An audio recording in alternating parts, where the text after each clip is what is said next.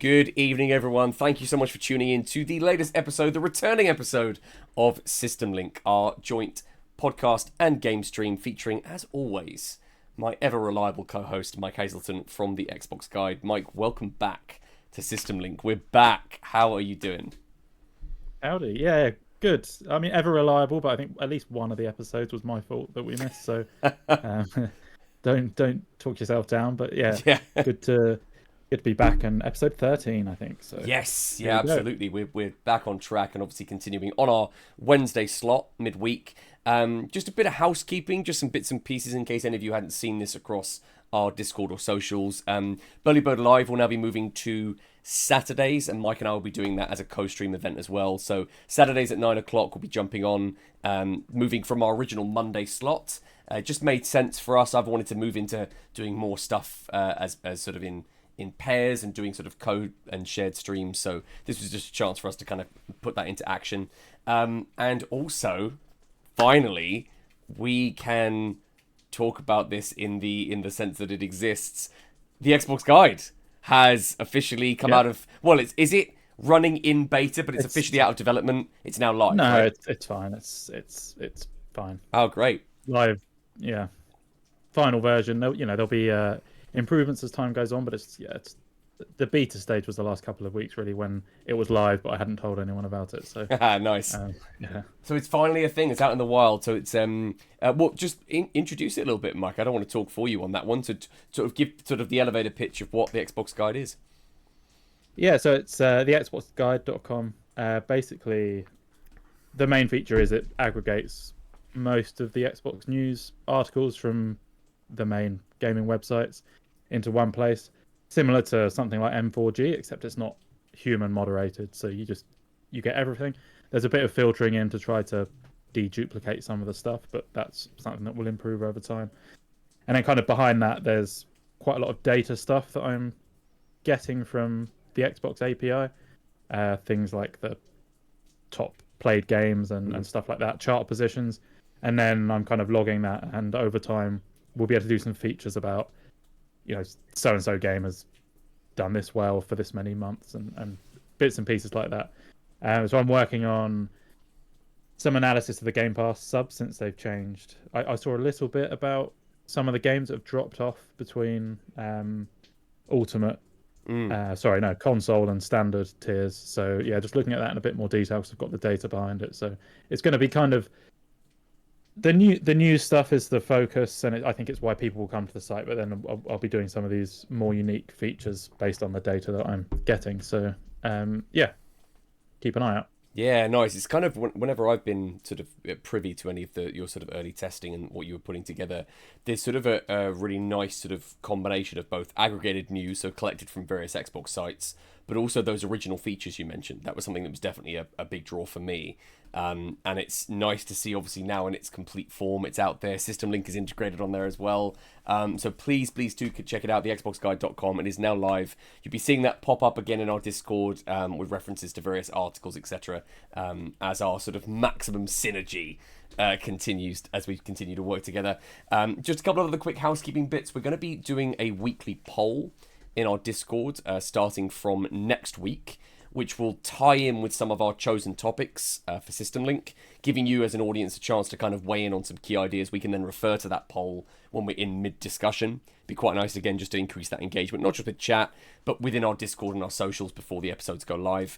And in terms of our sort of focus and our format moving forward, we're going to be doing a bit of a change this week. We kind of alluded to it in our last announcement post, which is some quick fire headlines, just rattling through some of the news that's happened in the last sort of week or so and 10 days, and then picking 3 big topics to deep dive on in our sort of more longer form discussion, which suits our podcast. So it means we can cover more broadly.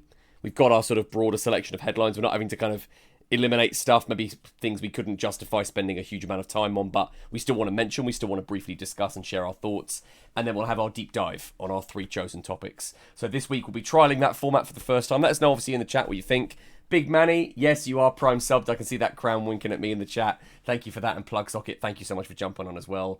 No worries about forgetting. To be fair, we've been offline for a minute, so it's good to see you both in chat. We'll be trialing that format, as I said, tonight. So we'll be starting with our headlines and then into our 3 deep dive topics. I think that was all of our housekeeping, Mike. Have we kind of forgotten anything? Xbox guide, polling, new format for System Link. Prime subs. Oh my God, yes.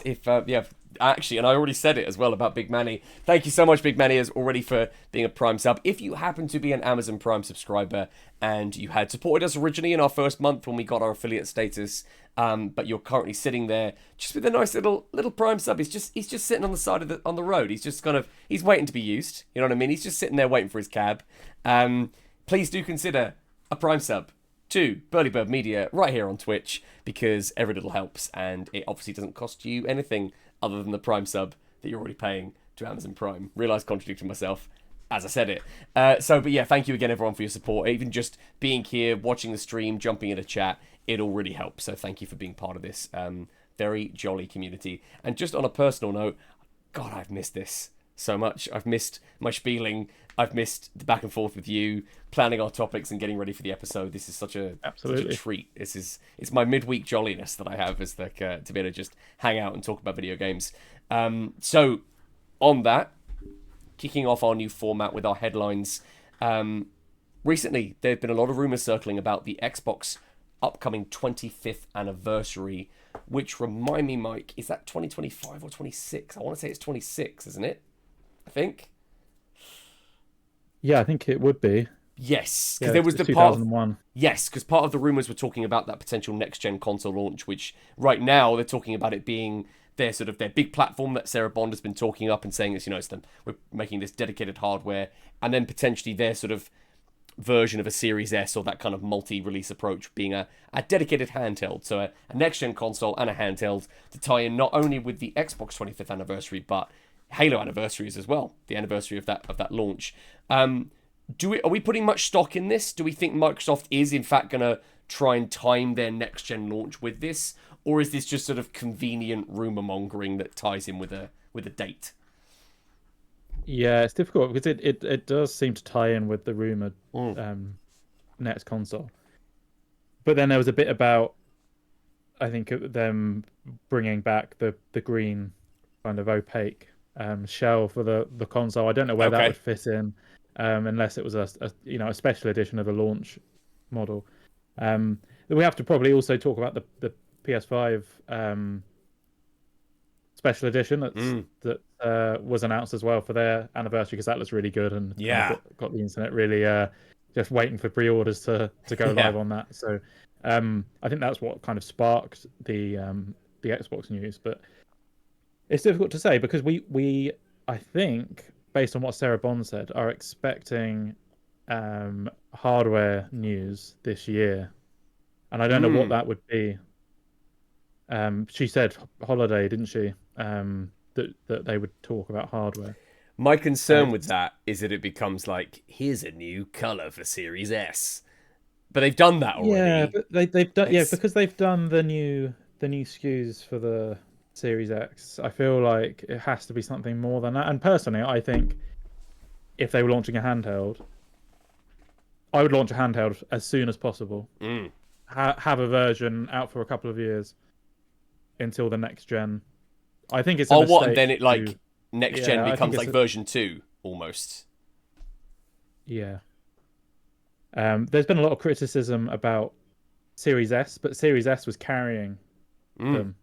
them, especially during the stock shortages. And I think Yeah. generally it's still selling really well. Um, if they can't get the handheld to a price that's comparable with like the Switch Mm. One, when that launched, I don't know what the Switch Two will launch at, but you'd assume it's going to be on the low side. It's Mm. going to be under 500 probably.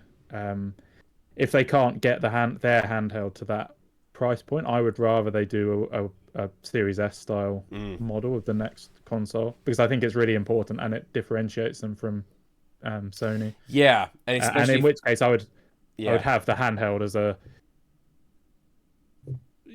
bit more of an enthusiast thing rather than trying necessarily to go head to head with Nintendo on like a casual handheld Yeah, because I thing. don't. The Steam Deck never struck me as trying to shoot for a casual market. It was to tie in with those Steam players that are already dedicated. They have a PC, they want to take it on the go. It didn't feel like it was a play for the Switch market, really, or that casual market. So, Plugs look at mentioning in chat, for the PS5 30th anniversary, even the cables and the boxes are retro. Yeah, it's It's lovely, fantastic. lovely touch. It looks Yeah. that grey is quite something, isn't it? It looks really, really, really sharp. So for me, a best case scenario would be they start talking about it, they start outlining that vision, early 2026. They'd come in strong, maybe get it in for the financial year before March, and we see.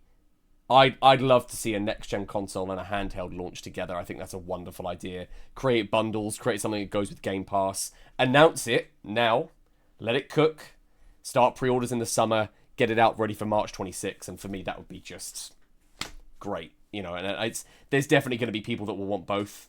Because if they've made it so that it's as we've talked about before, if it's a dedicated machine that's not just cloud streaming, but that supports streaming from a next gen console, that for me would have a lot of value in terms of people buying both the console and the handheld as well.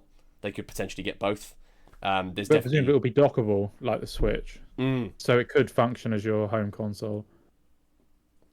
Do you Oh, think? do you think where maybe that ties in with the Series S kind of? Well, I don't know. So I think they'll either do like a Series X Pro version, a higher end version of the next console, and a cheap handheld Mhm. like Switch.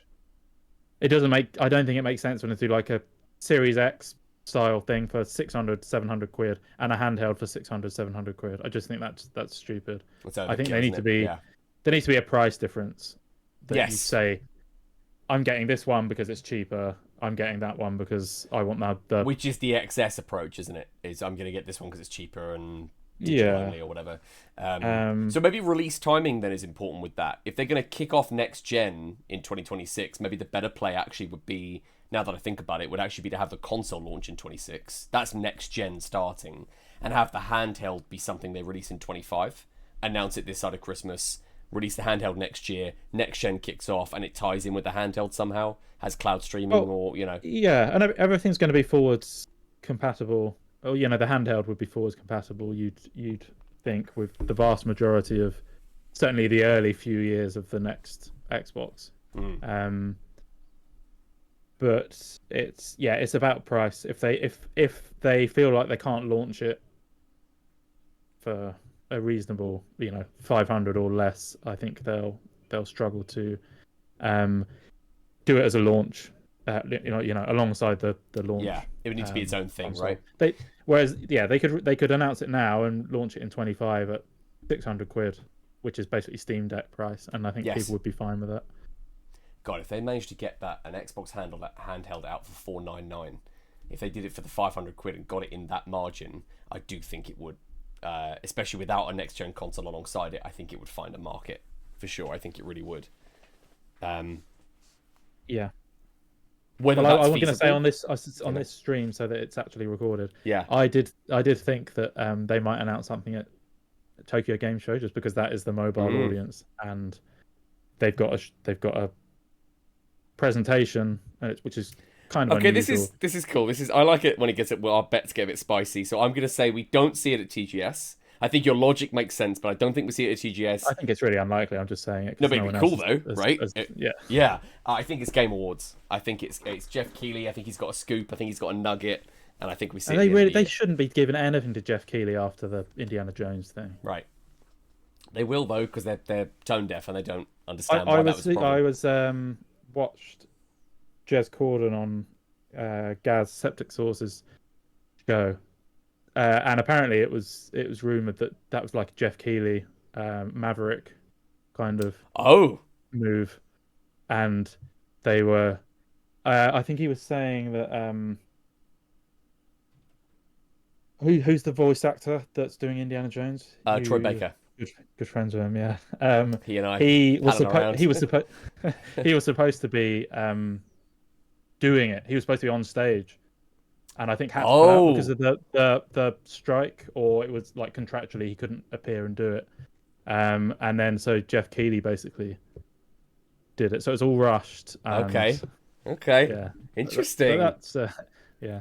Fun to speculate if that's true, though. That's fun to speculate if that's what happened. But it makes sense because he did voice. I thought it was a bit weird that he voiced the trailer. Apparently, it was all rushed because it kind of fell through what they were hoping to do. Okay. But yeah, so I don't know if Xbox would be. I don't know. I find it really hard to believe that they're happy with how that went down. It was bad, and no one was talking about Indiana Jones. They were all talking about PlayStation, which wasn't defeats the point of you buying all these studios. You know. Yeah. Sorry, we're getting sidetracked on what's supposed to be a headline. So. No, it's great. No, it's cool. we allow it. We allow it to happen. If we go on a segue, it's we need fine. a buzzer that goes off after. Yeah, we need the Game Awards thing of like wrap it up.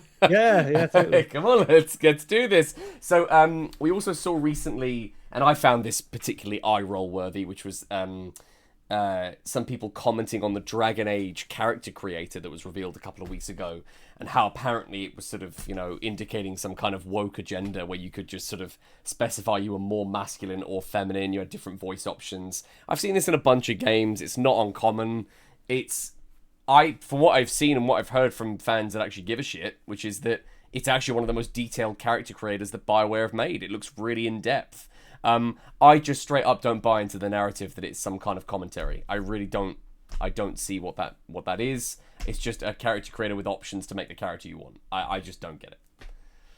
Yeah, I think they've got some good representational stuff in there. Like they've got surgical scars and things that you can have. Which is a nice touch. People's problem is that you can't go. Some people don't feel represented because you can't have a fat guy as the warrior or whatever, But obviously, there's. We talked about this offline. They want the game world to look a certain way. They don't want people looking out of place. Like they don't want to. Without wanting to offend anyone, they don't want a fat person wearing armor and looking like a knight who's supposed to be marching for 40 miles a day or something. So it has to kind of fit, and you can see how someone can have surgical scars and they'll have armor over the top, and it doesn't. Precisely, yeah.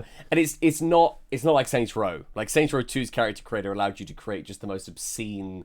You'd have African American characters with ginger afros, and it was just the most insane thing. Well, Dragon's Dogma 2 was pretty extreme, and I think they released their character creator early. I think they're doing that for Dragon Age as well, or at least they want to. So people can try for themselves. I think you have to expect Microsoft first party, Sony first party, EA, Ubisoft, Activision. to be doing this stuff because they're massive corporations. They'll have significant portions of their staff, of their developers, that believe in this stuff and also want to be that, you know, there'll be people wanting to be represented in the games they're making themselves. I think it's natural that you would expect them to kind of champion that.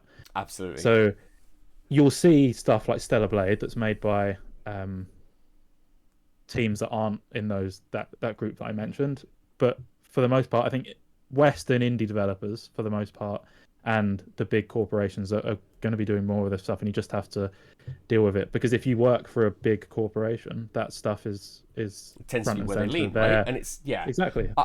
For me, it comes down to choice, right? So if the argument is, well, you're putting this in the game to have some kind of woke commentary that seems apparently to be sort of really liberal and left leaning. My argument is always, much like microtransactions or anything beyond gaming, even if it's politics or religion or whatever, if it doesn't affect you, as in like if it's just not what you care about and it doesn't actually affect your day, just ignore it. It's in there, but it doesn't. If it's not for you, then is it? I think it's the idea. I think sometimes is this sort of the argument becomes really childish, where people sort of decide that because a series means a lot to them, it's made for them. But it's not. It's the game. It's made for the game creators, and they're sharing their art. If they want to put this stuff in there, that's on them. If you don't like it, buy it, ignore it, or don't buy it. Like the choices are, ironically, very binary, right? Like it's so simple to be able to, I think personally, to just rise above it, disregard if it doesn't matter, or use it if you want to use it. Yeah, and we have to wait and see, because this is the main character. I get that it's an RPG and people want to be able to kind of role play as themselves to an extent, but that's not like, I don't play Mass Effect and think this is me in a spacesuit. I'm flying a ship around a galaxy. I make a character that I think would do well in that situation. I wouldn't do well in that situation. Always make. I'm not making myself. No, exactly. Maybe he looks a bit like me, but it's not me. I get little hints in there with the eyes sometimes, but like I'll always do stuff where like. I don't know why in RPG games, but I always like giving them a little bit of grey hair. Maybe it's just projection because I know it's coming, but like I make them like battle stressed whenever I do stuff. But like I give them little scars. I always have dark green eyes just because I think it looks cool. And so there's definitely some tropes that I like play into with that for sure of my own. So you're designing one. I think actually in Dragon Age you might design two characters, but all of the your companions, they're going to have been handcrafted by BioWare, and all the NPCs are going to have been handcrafted by BioWare. If we get to a point where there's no like sexy elven like warriors and stuff, then people can start saying, because that is Dragon Age has had that stuff in. So if they've moved away and suddenly these things aren't in there and they haven't got a good explanation for why, then I think fair enough, you can start to ask questions. The main character creation, I think, in my opinion, if they want to limit the proportions of people, I think that's fine, because it's a role-playing game. You want it to look realistic. I have problems with Battlefield and Call of Duty, people having like ridiculous coloured armor and stuff. Just it looks out of place to me. So if they want to put conditions on it, I'm basically fine. Well, for sure, yeah. And at the end of the day, I always find it really odd when sort of also people sort of have an issue when stuff is added. There are additional options for people if they want them. Ignore it. It's only a problem if it's then taking other stuff away. But it's not. By design, it's adding to the choice that you have. And choice is personal. So make the choice you want and allow those that want to make a different choice to do that. To me, that's just common sense. I don't know why it's even a debate.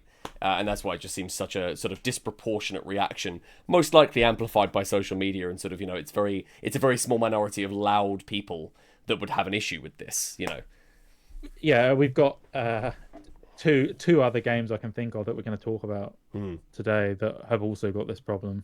Not a problem.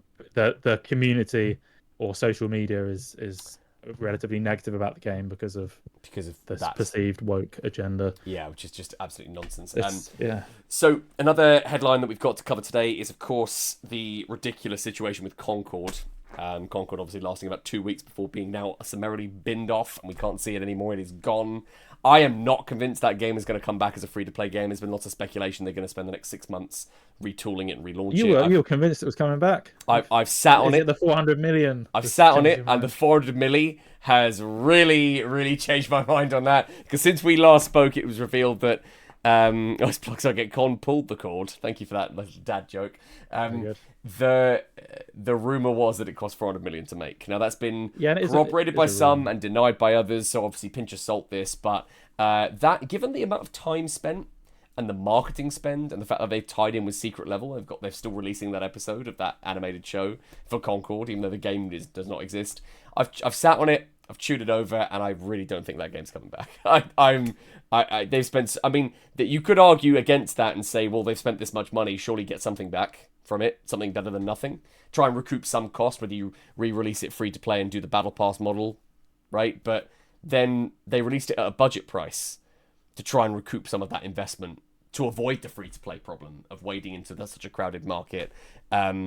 Plugsocket adding here as well, it was a first party game too. Even if it isn't 400 million, it's still a shit ton of money, and you are not wrong. Well, it's all because I think they did 4 years on their own before Sony kind of started investing in it, and so I think I've seen people say that half of that was their own investment, or like they were invested in by other places, but before Sony, which it makes it more believable because it was over a long period of time. But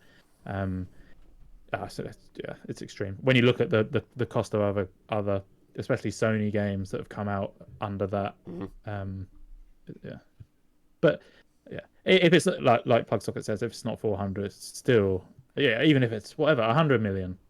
It's an insane budget for a game that's a hero shooter that's multiplayer only, that with no single player. That's just it's just crazy. I don't think they're a particularly big team either. We also just quickly, do you think the team survives? Given the state of the industry, where teams supposedly that have been successful have been chopped, Tango Gameworks being the sort of the most egregious one, I don't think they're safe at all. I think they'd be very much on the bubble. No. Much like this next couple of points from our headlines, Annapurna Interactive, the wild exodus of staff that happened, or the entire team resigned. Not went fired, they went laid off, they resigned over creative differences in the direction the company was going in. I've never heard of anything like it. Or they're having to now essentially, they're not shut down. Annapurna Studios still exists because they've got the partnership with Remedy working on the rights to Alan Wake and Control TV series and movies. Because Annapurna Pictures, I think they're called actually. Annapurna Pictures are in a partnership with Remedy, and they're co-funding Control 2. And as part of that deal, they have the rights to the TV show and movie releases for those series, for that IP. But Annapurna Interactive, just straight up, they all just quit. And I've never heard of anything like it. It's one of the wackiest stories, I think, of this year. And I think, I guess they were trying to force people's hand, and it hasn't worked because I think they're just carrying on. With like... the studio's not shut down. It's, which is, they're great... they've done some great stuff, so it's a shame, and it would be nice if they got picked up by Xbox or someone. And then restaffed from that. That would be really good to see. That a lot of their stuff's on Game Pass anyway. It's a really nice fit with kind of the Game Pass variety, the sort of stuff they and the indie focus too. It just suits it, doesn't it? It suits the brand. That's a shame for sure. And the one actually, the other headline that I saw recently that actually really has me worried, and I hope this doesn't happen, is about Don't Nod. Is the some of the comments from that were made recently by some of their upper management talking about how Jusant and Banishers underperformed to their expectations. Which I feel like as a AA studio, I wouldn't call them AAA, and I wouldn't call them indie either. I feel like they occupy that AA space. That seems quite either unrealistic in terms of expectation or harsh to the performance of those games. Both reviewed well. And I feel like, Jusant had a Game Pass deal, so you'd imagine that at least the dev costs were covered there. We don't know, obviously, the specifics of their contract, but Banishers was critically acclaimed. It was one of the best reviewed games out of that studio. And I hope it finds an audience. I hope perhaps maybe through a Game Pass or PlayStation Plus deal that they continue to find players and they get some money back on that. But the bit that really bothered me was the idea of, well, we're really betting big on the Life is Strange sequel. I forget the name. Is it Bloom and Records? Bloom and Records, yeah. We're really betting big on that, and I feel like that is putting an inordinate amount of pressure on those devs and that game to somehow compensate financially for the underperformance of those other titles. That series has such a loyal following. I just hope that this isn't a case of, like a Square Enix thing where it's like, your game sold 7 million, but it underperformed. I was going to reference Square Enix because we went through a period where like every game they made would sell 20 million units, and it's like it's underperformed. So, what was your target? Yeah. And we only released it on Game Boy Advance. Exactly. Yeah. That PS5 exclusive, like Final Fantasy, where they were surprised that it sold less than they thought. Well, you released it for one platform, so it's and Sony compensated you presumably for that. Yeah. So, like whoever signed the deal, fucked it up. They didn't get enough money out of Sony. What were you expecting as well? Like, and also, I know that Life is Strange has found huge success both commercially and critically. It's done very well, but I don't see that series as some like huge behemoth franchise. It's been a while since they've had a new title, and it's not like the spin-offs have obviously done massive numbers. So I just think it's just a really sort of unrealistic expectation for that game to be expected to make up some big shortfall from other titles. Yeah, it's difficult because they did tell me why, which I think I kind of assumed didn't do particularly well because it was kind of a niche game to begin with. I mean, it would have put a lot of people off. And exclusive. The subject matter, yeah. And then I think it went to Game Pass in the end, or they released some of it. Yes. They started releasing it very cheaply or for free at certain times. And then Jusant, I played Jusant, and it was good. I'd like to play it more, but it's very kind of, it feels like an indie game, right? From a studio who, like you say, potentially isn't an indie studio, but I don't think they're AAA. So you feel like it's kind of a bit like Pentiment, which you saw. Like what? Right. It's kind of a small game that you'd like to think didn't take more than I don't want to just pick numbers out the air, but like a dozen developers to make, or I don't know. It shouldn't have been a massive team. You shouldn't have had 100 people making Jusant unless they made it in 6 months or something. Well, that's It's wondering is how fast that turnaround was, but you'd imagine I think it would be more like the Obsidian multi-team thing where they've split off, they've allowed it to cook, but it's a small project with a small team able to do that. Yeah, and in which case, like you say, I don't know what they're expecting from Jusant. I can imagine it underperformed slightly, but what were they expecting? Well, Bloom and Records. Sorry, go on. Bloom and Records, I think, apparently has previewed really well, so I think they're expecting it to do well. But like maybe similar to Banishers, it's not like a cut and dry just because it's going to be critically acclaimed that it's going to find a big audience. Especially because again, that's the Life is Strange series. It's kind of what we've been talking about. That doesn't appeal to a lot of people because they want like shooty tits everywhere games, and that's not what Don't Nod make. So already it's kind of up against it to an extent. If you want to really break through and maybe have like a viral, because like Cellerblade did really well, but it did really well because of the main character basically. Right. And that's maybe where it's them understanding what audience they're going to capture with a game like that. Because look at Banishers is a very, its combat is similar to Vampire. It's probably the weakest part of the game, actually, the combat. But the story is this sort of like meditation on grief. It's about, processing loss. And it's got some very subtle, nuanced voice acting. Reminds me, actually, in some ways, of Still Wakes the Deep. Some of the best voice acting I've seen in a game recently. It's got a very sort of like understated story, and it's quite mature in that sense. So as an RPG, it asks a lot of its player base, and I'm wondering if maybe that's where it maybe hasn't broken out into some big mainstream success. But then I would argue, does it need to? Not every game, I think, needs to be some huge 10 million seller. But so they need to cap the development costs. They're obviously not obviously, they're maybe overestimating what they expect these games to do, and they're developing them, putting features in that maybe don't need to be in, and it's taking an extra 6 months to make the game, and it's adding an extra 10 million to the development costs. Maybe they need to look at it and think, let's look at Banishers, or not Banishers, let's look at the last actual Don't Nod Life is Strange game was. I don't know if it was Life is Strange 2 or not. Look at that and just set the target of that, because that's realistic. And then make sure you're not spending more on development than you're going to get back. And then, So like I just think it's on, if good. you can then get yourself a deal, if you can get a Game Pass deal to at least recoup the dev costs for it, then Yeah. at least it broke even at that sense. Again, every game seems to have a different deal. I'd love to peek behind the curtain there and know sort of how that's all structured, whether it's, there's so many permutations that you'd imagine, whether it's sort of done as a royalty payment per download, a flat agreed fee to be included in the subservice for X amount of time, Yeah. an agreement to cover I dev costs, whatever that looks like. I expect it's based on, if you're an indie developer and Microsoft can cover your development costs, then, That's or at least kind incredibly of make valuable. sure you don't go out of business Yeah. if it fails, then they do that. If they know it's going to be a success, then you just do, I think, royalties on the Yes. um Yeah, if you're a new downloads or something, studio and you're or wanting to make sure that, like, my 100 grand I've put into this, I just want that back. And then yeah. because I'm going to be Game Pass and PC, so then sales are going to be very soft. Can I at least recover my cost and hope that the discoverability helps it find an audience? Yeah, just to say on Don't Nod as well, we've seen with Space Marine especially, and obviously again all this stuff we've been talking about. There's a bit of a push to move away from kind of the over. I'm trying to think of the not over engineered, but like the story heavy games where there's kind of extra.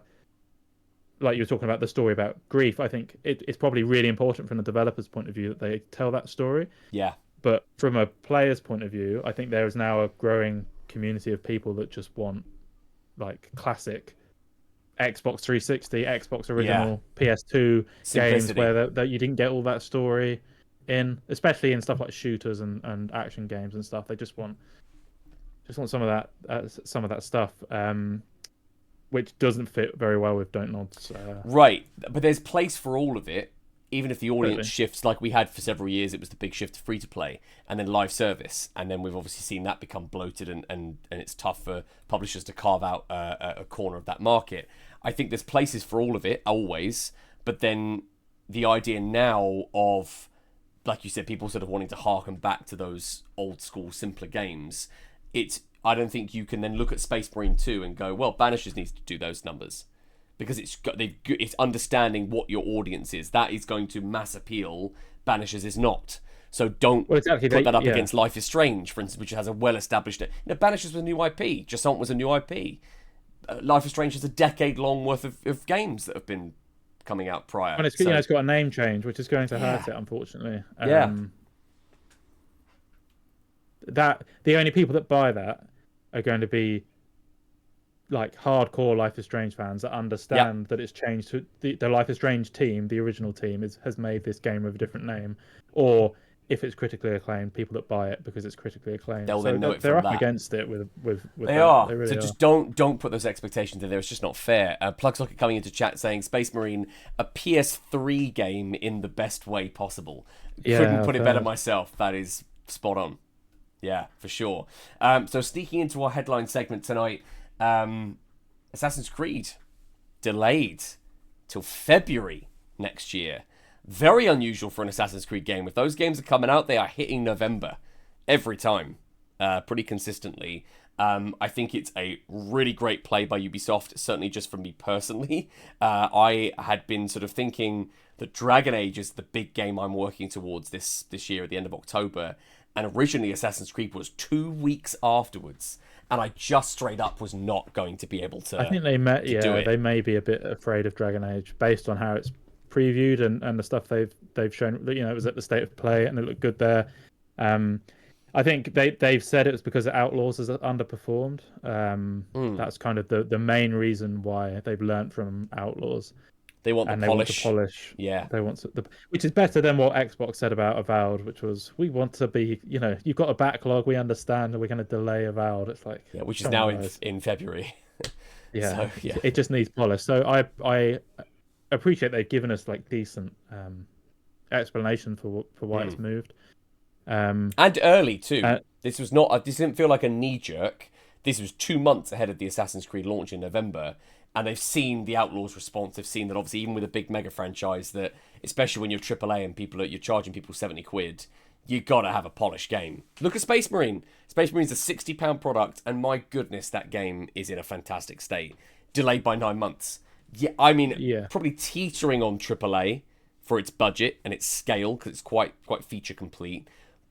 But if you're going to charge people now with the complexity that games are, taking that extra time to polish them up just means you're not going to be shooting yourself in the foot out of the gate.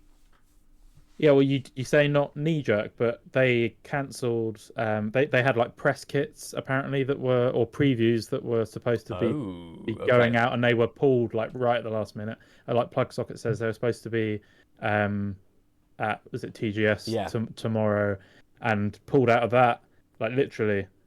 Oh, today. okay. So fair enough. I didn't know that. That's interesting. I wonder if they've had data from Outlaws. And just seen we need to relook at this. And they've just been like, we can't miss Assassin's Creed. And there's a lot of negativity about Assassin's Creed. You compare it to Dragon Age, where we've got a bit of negativity about the character creator, but people are pretty hyped for Dragon Age. And it's sort of the narrative of BioWare's and Dragon Age is like BioWare's back with this because the previews have been so strong. Assassin's Creed is like off the back of... Yeah, because we've had the Avatar game sort of underperform a little bit. Even though that was quite well polished, it just didn't. I don't think people cared. Outlaws, obviously, big IP, but underperformed, especially in terms of its review scores and polish. Therefore, like you said it best, you can't miss with Assassin's Creed. You cannot miss. Well, I think generally just people are quite negative about it because of the main characters, which again I think is ridiculous. But it's nonsense. But yeah, that is the way it is. So I don't know that they're going to be able to fix that with polish, but releasing it in a quieter release window will certainly help. And if they can kind of engineer, really put some thought into how they want gaming outlets to preview the game, and really think about the video content that they put out, because the Dragon Age video content has been really, really good. Awesome deep dives, right? And that, again, rest in peace Game Informer, but a lot of that stuff came out of their last featured issue, was that they had all those really, really in-depth, showing like the ability wheel and the pause screen, and like they got into the weeds, which is the right way I think to sell a Dragon Age game like that, given that I think a lot of people were probably feeling pretty sour on the series after Inquisition from what I've heard, and BioWare certainly have had a string of misses lately between Mass Effect Andromeda and Anthem, so this is very much a chance for them to reshape that narrative. I didn't know about the TGS and the press kit thing, so that I think that's all fair points. Originally, when I said about them being measured in their response, it felt like it was a well-written statement 2 months ahead of launch. So I think I was reacting purely to that. But I hear you though. If it's that, so they pulled out that close to TGS, I wasn't aware of that, and that says to me it was a well-written statement, but it was a quick course correct. You know. Yeah, I don't know if because it read like it was an investor call thing. Very polished, didn't it? It was very Microsoft polished. Don't give that level of information out in relation to this kind of thing. Whereas if you're like talking to investors, you would say, Outlaws underperformed, it didn't hit its targets, so we need to make sure we, hit our target with Assassin's Creed, and investors love all that sort of stuff. So I think maybe, there's literally a date where they have to give an investor update, and they've done that, and then decided that they've had to change course with it. And probably it's just the marketing departments and the finance department's not quite aligning, but I hope it does well, because I feel like it's getting a bad reputation. And it's the last couple of Assassin's Creeds, like the taking the break after Valhalla was really smart. Mirage was a nice sort of Assassin's Creed 2 style throwback, but Shadows is the one, especially off this. We're going to talk about Ghost of Yotei shortly. But Assassin's Creed, this new setting, I think is the one I've been hoping for a while from them, which is really nice to see. Yeah, it's been rumoured for a long time, hasn't it? Yeah, so I hope we see that. So that's a wrap on our headline segments. We're going to be diving in now to our 3 chosen topics. We obviously delved quite deeply into that as well. Basically just a normal system link. Hey, it's all good stuff. We get the format. We to be fair, we probably covered more individual items there, even though we dived. Yeah, we spent a long time on Xbox, but it was like 6 different headlines plus our deep dives now. So that's quite, it's lean, as I like to call it, even though it was full fat. So we thought we'd start off, before we get into the PS5 Pro, our first sort of deep dive topic tonight is on yesterday's State of Play. And we've picked out I've got 5 different things here I've kind of queued up, ready to go to talk about from that showcase. I think fair to say that the response, certainly when I checked out the live chat, felt a little bit muted. It wasn't quite as sort of a ringing endorsement from everyone. But it wasn't pitched as a showcase, state of play, set your expectations, tend to be a little bit more sort of middle of the road kind of affair, which is fair enough. I think the VR focus was odd. I can't decide what they want to do with PSVR 2. It's like they spend a lot of time talking about it in their showcases, but then it just feels like there's no news around it. They're in a very strange position with their VR hardware and what's going on with that. Plug Socket coming in and saying no Bloodborne, 0 out of 10. I think with PSVR, I imagine because there's such limited software for it, when you get something like Hitman or Metro, almost everyone with PSVR 2 will buy those games. They must have a really high attach rate because you just, like, if I had PSVR 2, I would buy both of those because they look cool and you want to get the most out of the hardware that you've spent loads of money on. So yeah, I think that's why, especially at State of Play, that's why you get PSVR 2. Plus, they need to fill the space because I think we kind of knew that there wouldn't be like loads of new stuff from first party here because we kind of knew that this is a lean year from first party. So I think Ghost of Yotei was a nice, to me that was a surprise. I wasn't necessarily expecting that. I was the rumors were it was just going to be remasters, which would have been pretty poor show. Certainly without Ghost of Yotei it would have been 0 out of 10. I think with Ghost of Yotei it's like 5 out of 10 if we have to do a 10 point score because that does look really good. Well, yeah, so actually I think off the back of that, I was just kind of reading chat there for a second that Big Manny saying Bloodborne doesn't need a remake. Doesn't feel old. It doesn't feel like enough for an entire remake. I'd much rather a Bloodborne 2. I think that's a really fair point, and that kind of brings us on to the Horizon Zero Dawn remaster, something that had been rumored for a while, but I think it makes sense on paper to do this. I'm actually someone that is more likely to probably get this as an upgrade. I have the original games. The £10 upgrade, I think, is a nice path for that's this. Great, yeah. Great. And because I have a few PS4 games that I missed out on, this is a good chance for me to actually get into this series properly. So, but I can understand where people are looking at this going, it's not that old, and it's already getting sort of the remaster treatment. I think honestly, for whatever they've got planned for this franchise going forward, whether they go with that multiplayer co-op game that was rumored or we get a Horizon 3, I think bringing it a bit like Last of Us Part 1 and 2 being both remastered with the same engine, it gives it parity for people, which I think is a smart play. And that will, I think, allow it to find an audience. Because I certainly was actually probably more interested in this than most that was shown in that showcase, actually, but that's just because I hadn't played the original one properly. Something I found a bit strange about the State of Play was we had the Mark Cerny section about PS5 Pro, which will show in the PS5 Pro bit, but like none of the other games had reference to PS5 Pro, and like this would have been a good one to have. Like some of the PS5 Pro features, which will presumably come with this, and the other games seemed like a really good opportunity to kind of showcase that. That's what I was expecting. We had the PS5 Pro announcement, a State of Play like 2 weeks later, so I expected it would be quite focused on this would be what the push. PS5 Pro can do for some new games that were coming out, which is a bit weird. I feel like this has probably been prepared for a while, and they couldn't like adapt all the footage to showcase PS5 Pro maybe. Yeah, it's not clear, is it, necessarily what perhaps the restrictions were there in terms of what they had prepped ready to show, given that the Pro isn't out till November, I believe. So yeah, it could just be a case of, again, figuring out the best way to show those changes. Unless you've got Digital Foundry on standby, very difficult to have that sort of like-for-like comparison. And Horizon already looks so good as well. It was already a PS5 patch for the original game. So it's tough. Yeah, tough to sell. I think when you're Sony, and a lot of the stuff that we're hearing is that they're struggling to kind of maximize return on investment for some of the development costs, which I think most teams are.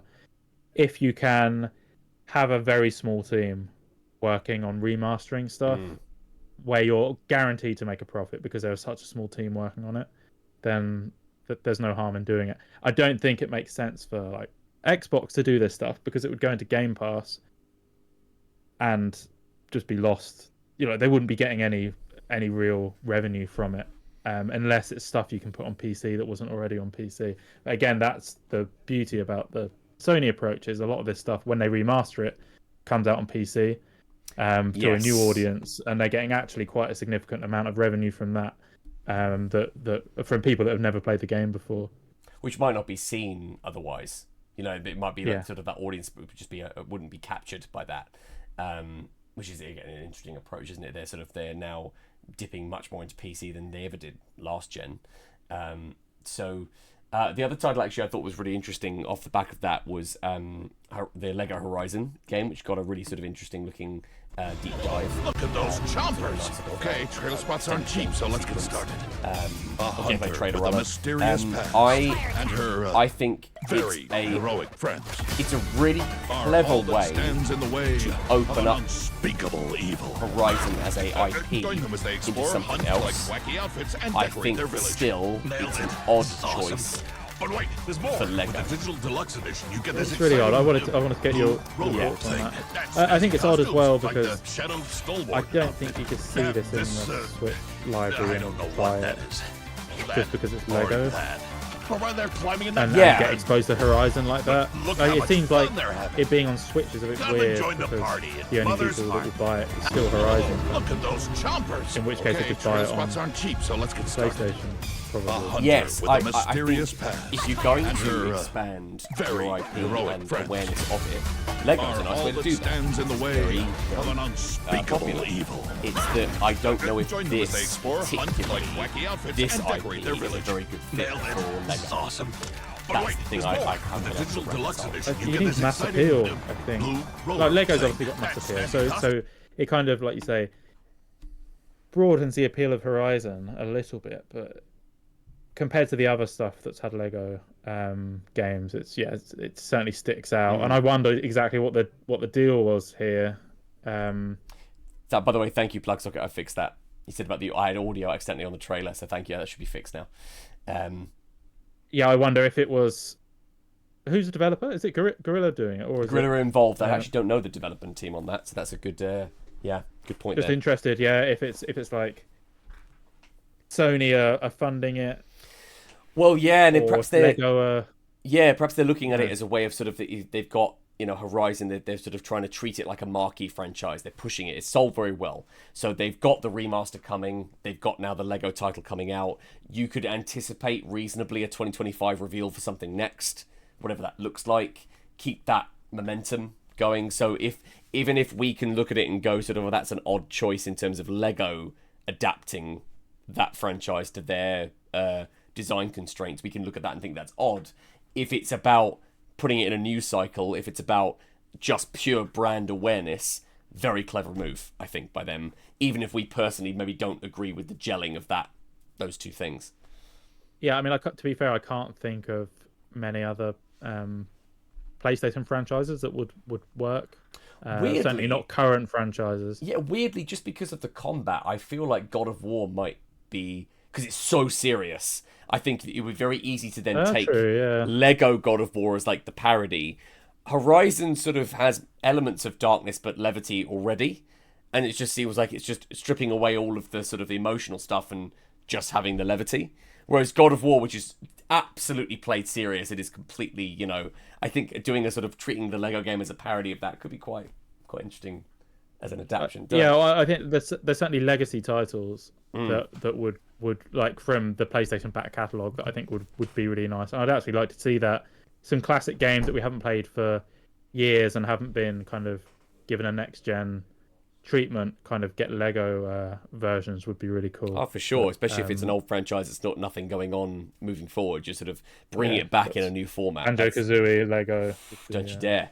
Don't you But dare. I can. Yeah, that's obviously not. Yeah, then that's not why they're doing this. They're not doing it necessarily even to sell lots of copies. Maybe they're doing it to broaden the Just the awareness. IP. Just awareness of the IP for sure. Because then I suppose then the Lego sets that I know already exist for Horizon, they then get a big push marketing wise, and that's then in their stores, and it's another avenue, isn't it, to advertise the title.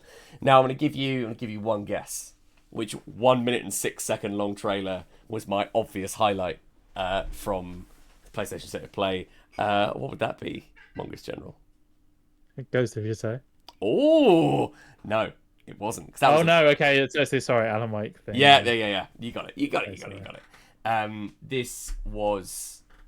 But there's nothing. They didn't show anything. Just Didn't need to. Just vibes. Okay. They just showed vibes.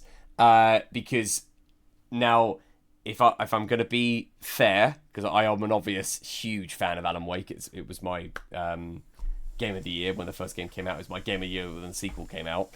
If I was reviewing the trailer objectively, I would go, well, that didn't show any gameplay. That was just shots of scary things, right? It just faded to black, and then, okay, there you go. There's the elevator door opening from Control and all that, right?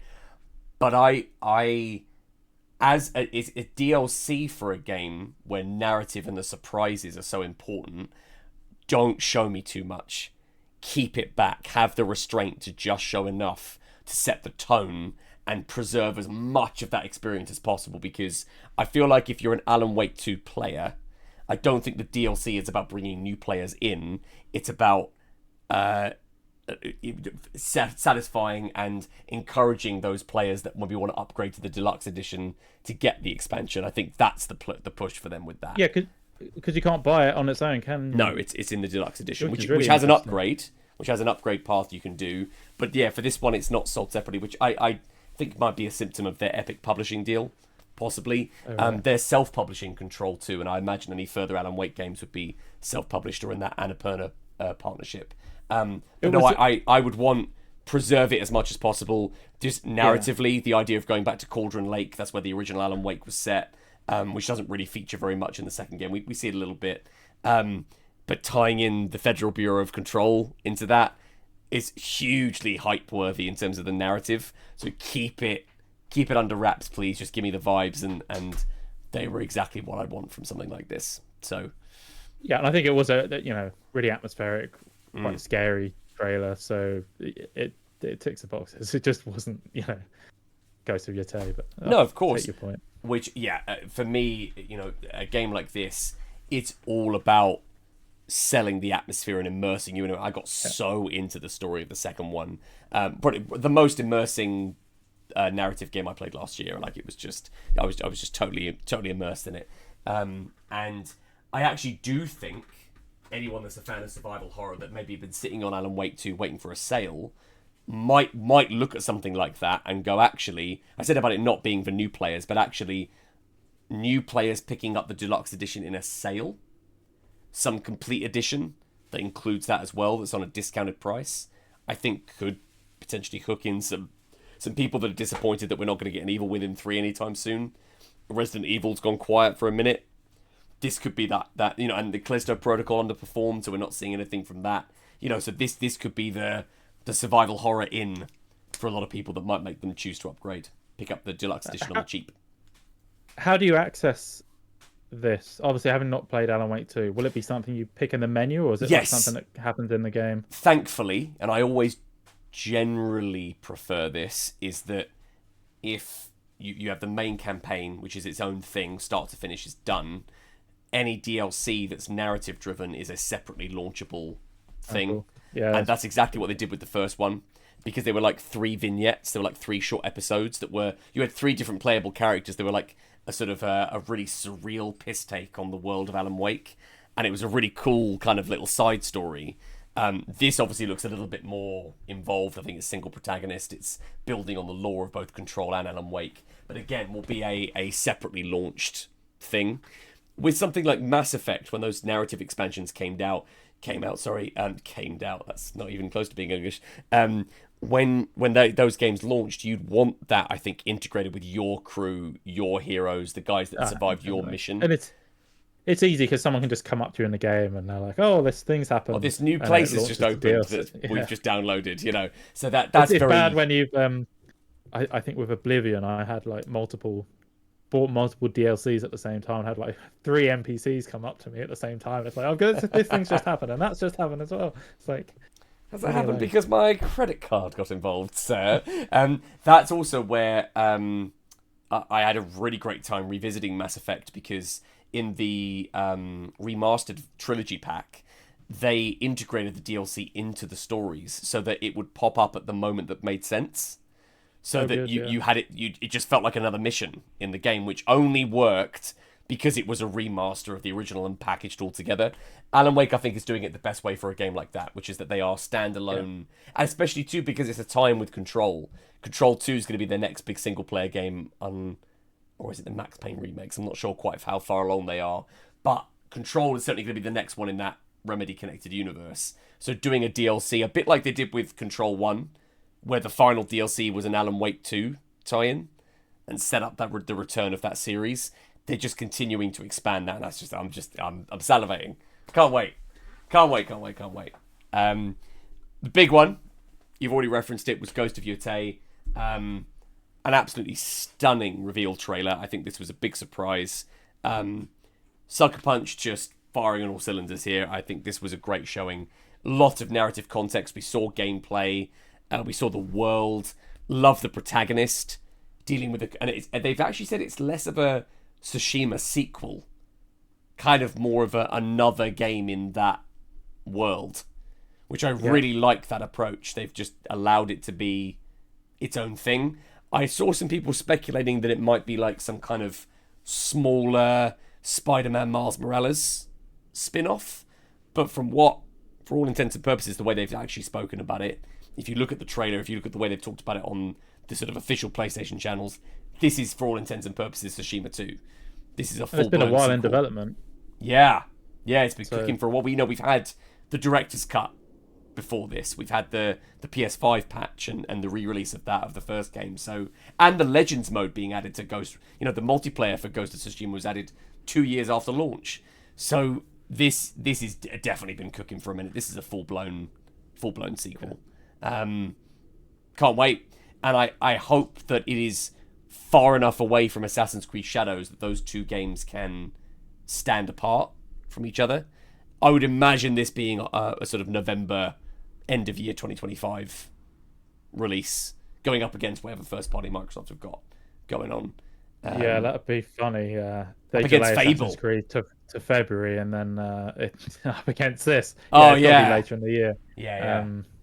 Yeah, but no, you look good. I've seen people criticizing the protagonist, but it's just the usual mob doing that. Look really good, and I think this is the Sony strategy, which is if you have a new IP, you generally release at least 2 of them. To kind of, the first one takes all the effort doing the engine and all the assets and kind of the gameplay loop, and then the second game kind of just builds on that, just focus on the story. So I'd be amazed. They've said it's built from the ground up for PS5, but I don't believe that. I am sure it will be a fully fledged game. The amount of time they've spent on it, considering they don't have to do the engine work so much. Well, yeah, exactly. I mean, it's a really surprising showing too, given that, like you said, that a lot of the iteration will have been done already to get it ready. So, we can't, be talking about all this state of play stuff without mentioning PS5 Pro and the announcement. Because we missed that. Yeah, because I think we had System Link the day after the announcement. That's maybe, right. Or it's very close to it. So we didn't get to discuss it. We discussed it on Discord a bit, but the price being the main, it was hard to glean too much from the about the hardware. Except, I think the consensus is that CPU limited games won't be helped by it. Yeah, they're not taking advantage of this particularly. But it was presented as games that you've been playing in performance mode, you'll be able to play in quality mode at 60 frames. I don't. That's not standard across the board. That was just kind of the ethos behind the PS5 Pro. So I don't think it was a very good presentation of it. No, because we the games they showed didn't really the comparisons weren't really very good. The quality of the video was bad. Since then, I think various outlets have been able to look at it. There's been a good Digital Foundry one on Final Fantasy, and it looks really impressive from that. I guess the question is whether it's £700 impressive or not, and that just depends on how much of an enthusiast you are and how much money you have kicking around. Well, yeah, so I wanted to talk about this because I actually thought, you're right, the live showing of it did fell flat for me, and that's just, I think a lot of that's down to compression and quality online. This would have been a lot better released as a video rather than as some live reveal. I think they shot themselves in the foot with that a little bit, just because of compression and bitrate. I just think that just didn't show the changes meaningfully enough. There was a couple of really wonky bits where, like, Mark Cerny got excited about some banners in the background of Ratchet and Clank, and he said, "Look, well, look at the incredible detail." And you looked at it, it was like still really pixelated and just didn't show enough of an upgrade. When he talked about, and you've alluded to it already, not having to trade off, upscaled or not, but resolution and frame rate. Because as, you know, that 70% that he talked about that used performance mode, that's this guy. I do that because I like the smoothness of it. But I've played enough games now where I've stuck with performance mode because the quality mode's really choppy, but seen a noticeable downgrade in the visuals. Sorry, excuse me. And that does bother me a little bit, especially as someone who's just got all the current gen hardware. So actually, the idea of being able to play games in a quality mode or equivalent, depending on what the method is, whether it's the AI upscaling or including ray tracing features in there, at 60 frames, was actually very appealing to me. No longer having to do any kind of trade-off, I think, was a really nice way of pitching that. But I think it's important, if that's the case, that teams like stick to that, because I think that already we're seeing, I think I saw today there was like a list of games and from Digital Foundry and kind of the FPS that they're hitting and the resolution that they're hitting, and it's not, especially for third parties, it's not doing, not consistent. They're not at the quality at 60 frames per second. They're just like weird hybrids, or they've got some extra stuff and it's still at 30 frames. And you will get developers that really don't believe their game needs to be at 60 frames, and so they'll just put loads of bells and whistles on and it will still be at 30, which is a decision they can make. But I think it was just possibly a bit misleading. Like, you're still going to have the quality and performance modes, I think, in the vast majority of games on PS5 Pro. It's just the quality mode will look even better. The performance mode will look as good as the quality mode did on the base PS5, but at 60. And Plug Socket saying that no disk drive. That's the kicker for me. To have an enthusiast machine with no disk drive in this gen. Next gen, an enthusiast machine with a £99 optional Blu-ray and disc it's the drive. Stand. Every single and a vertical stand poster they've been showing of it's like vertical stand sold separately. It's like, come on, guys. That was cost you like 50p to make that stand. Just throw it in the box. Throw it in. That was dreadful. No, I agree with that. So it appealed to me. I think I wish they were more explicit about this, but the mention of like the PS5 Pro's boost mode, which is the PS4 Pro did a really good job with some of my older games, unlocking, games with unlocked frame rates, making them run better. I think that's a really, for backwards compatibility stuff, I think it's got huge potential. Unbelievable, the lack of a disc tray on it as standard. I think that's a dreadful oversight by them.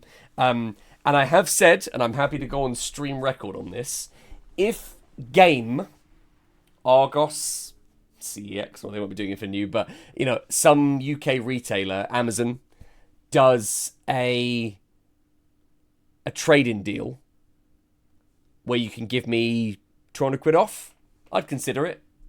For my older games. If you get me to 500 quid, 500 quid. I'd do that, but not for £700.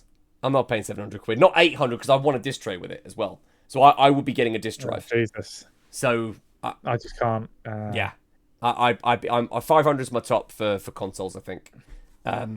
So give me Next gen, even because I did an article about this on the Xbox Guide, about how is this setting a precedent for next gen, because previously the Pro unit has basically been the price of the next console. But because this gen's been weird, isn't it? Both consoles have gone up in price since they came out, which is the base especially consoles. for the Xbox, which has sold badly.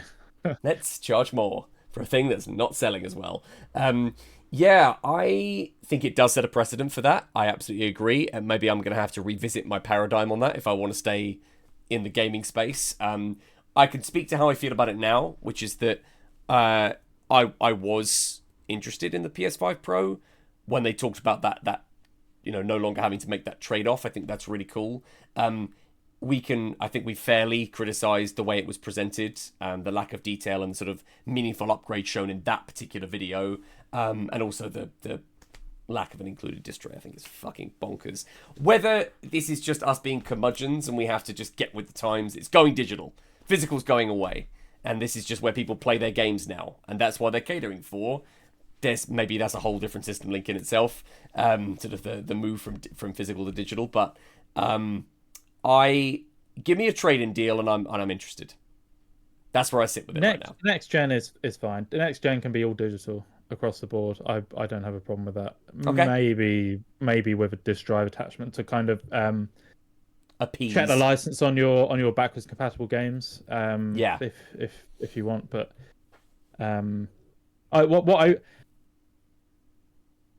I always envision these pro consoles, they should come out when there's a game like GTA that they really can that leverages it, capture people's hype with. The problem is there's nothing coming out in the short term. So when you get this presentation, it's like, here's your existing games that you can play slightly better. But what I wanted to see was like a list of games, a list of how they're better, the resolution increases. They think that it's an enthusiast machine, and the enthusiasts want to see the frame rates. They want to see the resolution. They're going to read the Digital Foundry article to get. They're going to read the blog. Just put it in the presentation rather than like trying to make it like an E3 presentation that's trying to appeal to everyone. Because that's not mass market appeal, is it? That you do a presentation like that. It's to the people that are checking out on Twitter and reading your blog posts.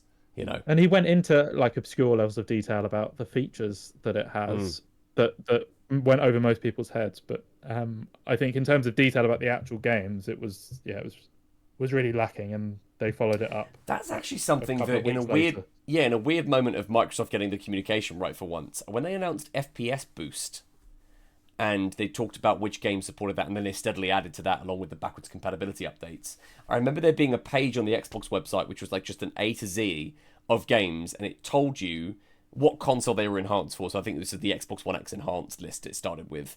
And then it would show like original frame rate, like 60 hertz, and then it would be like a FPS boost to 120. And it was, or 30 to 60. And it would explicitly just in a massive list. And there would always be like every Battlefield game, every Assassin's Creed game, BioShock, Call of Duty, like all these big titles. You can tell I was A to C on that list. But the idea of like being really explicit with the jump, you could see very clearly, very quickly, get this hardware, this is the frame rate benefit you're getting from that. And that was always, I thought, really well delivered by them. And I'm hoping we get, I would imagine that's to keep the news cycle active. That's a follow-up blog, PlayStation blog post. Here are the official list of not just PS5 Pro native games, but PS5 Pro boosted games and what their support is for that. Yeah, and I think we have to bear in mind this has been such a lean year for PlayStation by their standards, still probably better than Xbox.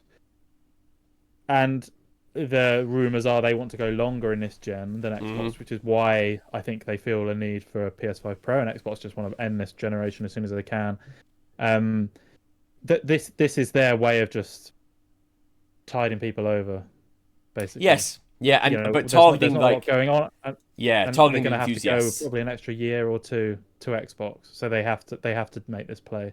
Yeah, and it's funny, isn't it? Because I feel like now the gens are being obscured. Nintendo have always had that, but being a bit off-center with their releases. And now, if PlayStation and Xbox are going to start doing the same, it's going to just be it's going to be less generations and more about where those individual consoles companies are at with their release schedules. And like you said, maybe just tidying people over with something in, hence the 30th anniversary edition of the console as well coming out this year. Sorry, excuse me. Plug Socket saying long live physical media, which I do agree. I miss it very much. I just want to say, I think Xbox One X, wasn't that announced they gave it to Digital Foundry basically, and it was like Digital Foundry announced it almost. Yeah, we knew it was Project Scorpio. We knew that back in the day, because then I think the Series X was Project Scarlet, I think, or maybe I flipped those round. Maybe, I'm not sure. But yes, you're right. Digital Foundry had the full reveal on the One X. It was done as a technical breakdown. They were very scathing of the PS5 Pro announcement, but have since have basically come around to it being a pretty cool piece of hardware. So, be interesting to see. I'm sure it will sell out. Sony will, whether they artificially manipulate the stock levels or not. But it will sell out, I'm sure. Following that Nintendo hard line. So one of our final items for tonight that I think is we've actually not talked about this together really. We've acknowledged it privately offline, but Battlefield and where we're at with this series right now.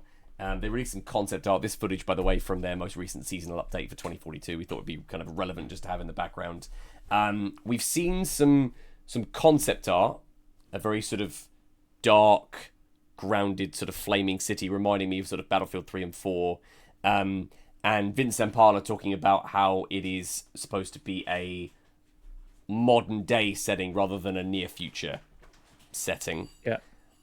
On paper, he's saying the right things, because I think the best thing they could do is evoke Battlefield 3 and 4, which was for a lot of people where the series was at its best. Bad Company still tops that list for me, but that was an offshoot. That was a spin-off. This seasonal update, it's Atacama Desert. It just looks like Bad Company. Yes. Yes. Which much so. You can see since I don't know how many years in, when they really started to pivot away from the heroes that they had in 2042. I actually think before launch they realised that they fucked up, and we had that kind of retro mode. Was it Ripple Effect that a different team made? That's right. That was basically the only good thing about the game when it launched, and I think they probably seen they need something in there for the actual existing fans. And since then, the seasonal updates have all been. This doesn't look like the game that launched at all. No. It looks like a normal Battlefield game, which makes you want to play it and get back in. And everything with actual destruction as well. We're getting back to smaller maps. Not going to do 128 player maps anymore. That if they are, they'll be kind of separate modes like we've had before. Back to a modern day setting. I never liked the near future setting. Don't enjoy it. The concern I have is they're still having 6 development teams working on it, and I just don't think that's necessary. I don't understand why it takes that many people to make a FPS multiplayer only, presumably still multiplayer only game. Single player is being worked on for the new one. Oh, is there? Okay. Yeah. That I can understand. So I think that might be Criterion working on the single player. And then there is another team besides DICE working on something else. Maybe a Battle Royale, maybe a spin-off mode, we're not sure yet. But on paper, Vince, formerly of Respawn, by the way, just give it to Respawn, please. Just give it to Respawn. Why are you not giving it to one of your best FPS teams ever to exist ever? The Call of Duty 4 developer, which is what basically Respawn was made from. Anyway, he's saying the right things. He's saying it's modern day, evoking those old experiences, dedicated teams working on it, letting it cook. Great. I just can't. I have a really hard time fathoming the turnaround in those seasonal updates, and what they must have realized what people wanted so fast. Every time. Single Battlefield game has this. It launches and it's shit, and then it takes them 3 years, and then it's to good, remember what a Battlefield game is. Yeah, and make the next Battlefield game, and they launch and it's shit. I just don't.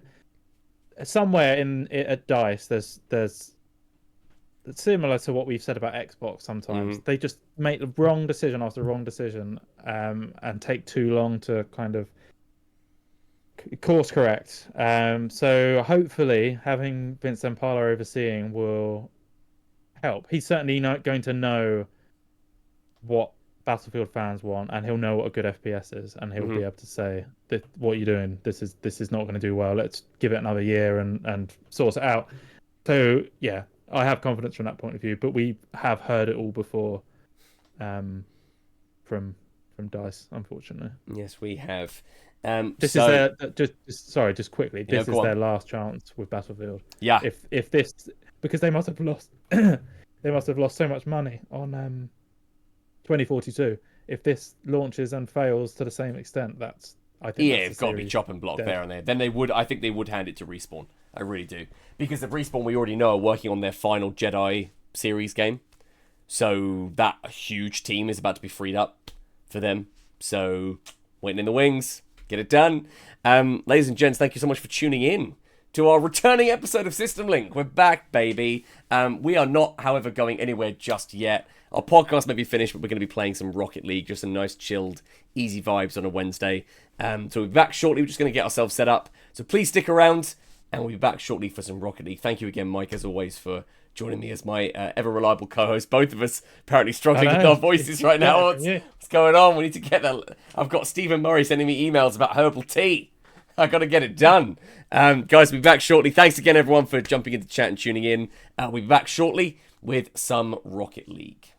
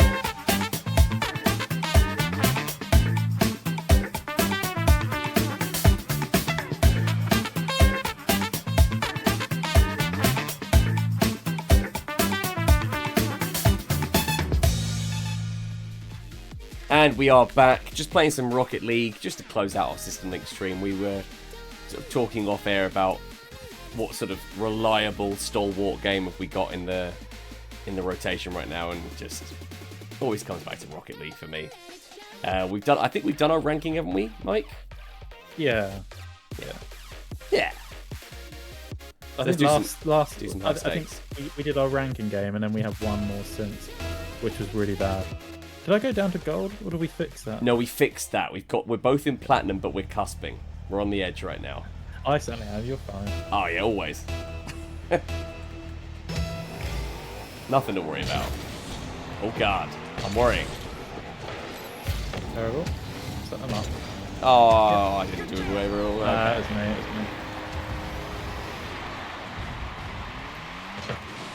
6 seconds in, we got some work, Teddy. I'm not seen that celebration before. It's already made me angry. You got it? I do. I was looking. You'll see on stream. I was looking around, panicking there, because I couldn't work out where you were.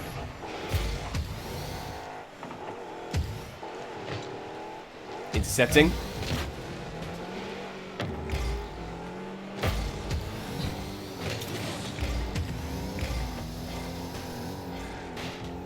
Oh, I'll get some packet loss. I'm so sorry. Ah, Too busy nudging him. You dropping packets? apparently. Can't be doing that. I saw you flashing red on my indicator there. Yeah. Some high stakes. Excellent, resigning yourself to your fate. Celebration there. That was great. Pushing. I'm gonna try and annoy the keeper. I missed. Ooh, that's good clearance. Crucial. Risky.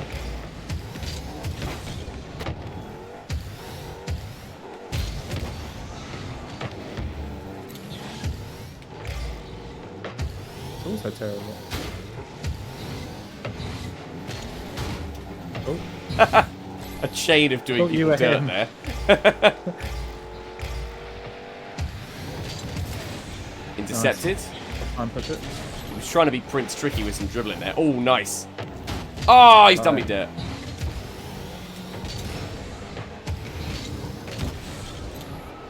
Oh, he's trying to kill me. Crucial. You've no idea how crucial.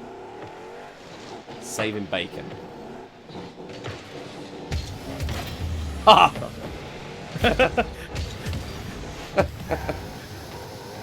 Hanging back. Getting the epic. Little That's Dinklage. Oh, he's there. He beamed back. I thought I had loads of time. Ah, What's going thank on? you. There you go.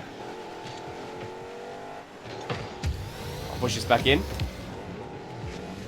It was now. You're going backwards. Ah, fuckers. Ah. Monkey Boy's fist.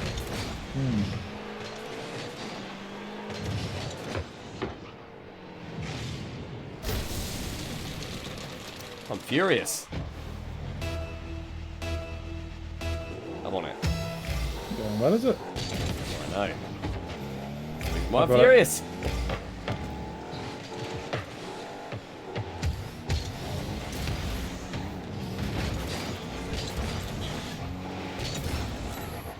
I need to start trying to harass their keeper more, I think. Oh, they're wildly out of position here. Going for a big clearance. It wasn't. Ah, shit. Oh, great save. On it. Pushing. And in that. Oh, he got Oh. a touch on that. Unlucky. Oh, he's done me. Unbelievable. Did you get an epic for that? I did not. Oh, that's good. Good counter, though. Oh, they're both out of position a little bit there. Nice. Oh, Oh. They've defended really well. Can't argue with that. Nice. Let's keep the pressure on. This is good. Yeah, I've got the keeper. Oh, nice. Ah, you got clearance on that. Pushing back in. Man. So sorry. I'm dead. Oh, man. Just got hosed. Have to quit when we're not ahead. Yeah, we might have to. Oh, man.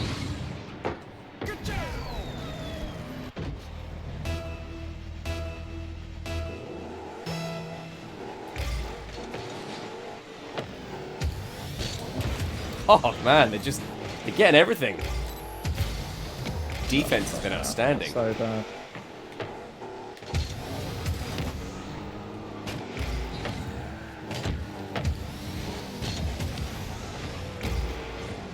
They're a bit slow on the return here, but then they've got a cushion, so...